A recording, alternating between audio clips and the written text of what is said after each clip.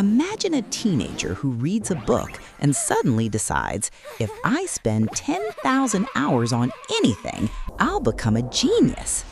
This simple formula took over the world. TikTok repeats it, business coaches praise it, schools teach it. We started to believe that success is just mathematics. But what if it's a lie? What if the most famous formula for success is simply a journalist's mistake, someone who misinterpreted the science? In this video, we'll uncover where this number came from and why even 20,000 hours won't turn you into a champion if you don't have the right genes. And most importantly, you'll learn the real formula for success, the one that actually works. Where did the number come from? Let's go back to 1993 to the Berlin Music Academy. Psychologist Anders Ericsson wanted to understand what separates elite violinists from merely good ones. He counted their practice hours. By age 20, top students accumulated around 10,000 hours, while average ones had only 5,000. But Ericsson never called this a magic number. It was just an average. Some top performers practiced less. His real discovery wasn't the hours, it was how they practiced. The best students used deliberate practice, laser-focused work with a teacher, breaking down mistakes, not mindless repetition. How a journalist invented the myth. In 2008, writer Malcolm Gladwell read the study and thought, "Oh, this is a great story." In his book Outliers, he removed all the scientific nuances and kept only the catchy number. Gladwell claimed the Beatles became legends because they played 10,000 hours in clubs. Bill Gates mastered programming because he spent 10,000 hours coding. He turned a scientific observation into a universal recipe. Just put in the time and you'll become a master. Millions bought the book. The idea went viral.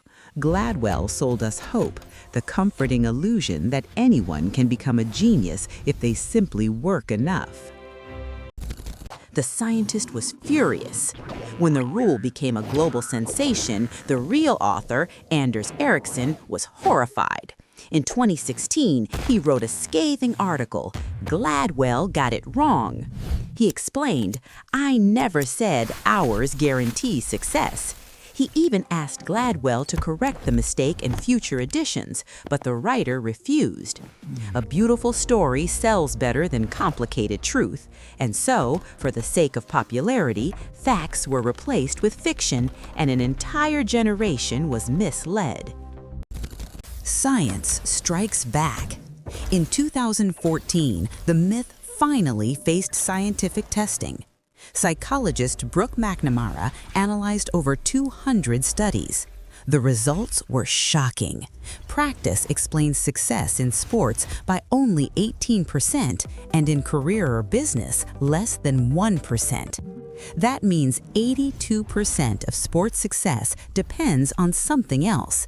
You can train all day, every day, but without the right biology, you will never outrun Usain Bolt. Practice matters, but it is only a small piece of the puzzle, not a guarantee. Genes versus training. The biggest enemy of the 10,000-hour rule is biology.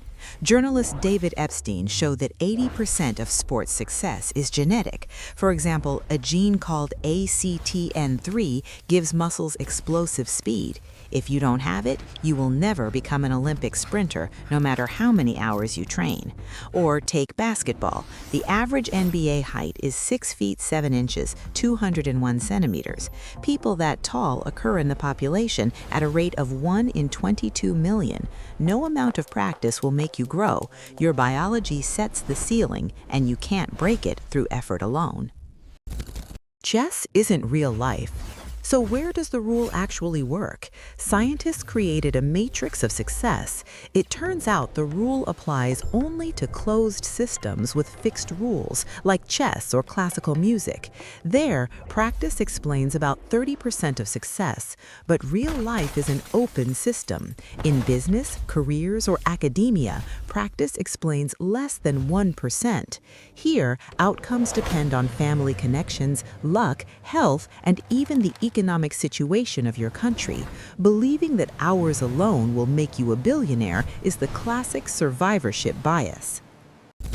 The error at the very beginning. The funniest part, even the original 1993 study was flawed. Do you know how many people Erickson studied to create this global rule? Just 10 violinists, 10 students from one academy. Building a universal law of human success based on 10 people is absurd.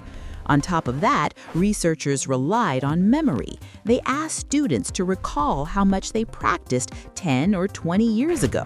Human memory is unreliable, and many exaggerated their efforts. The foundation of the myth was shaky from the start.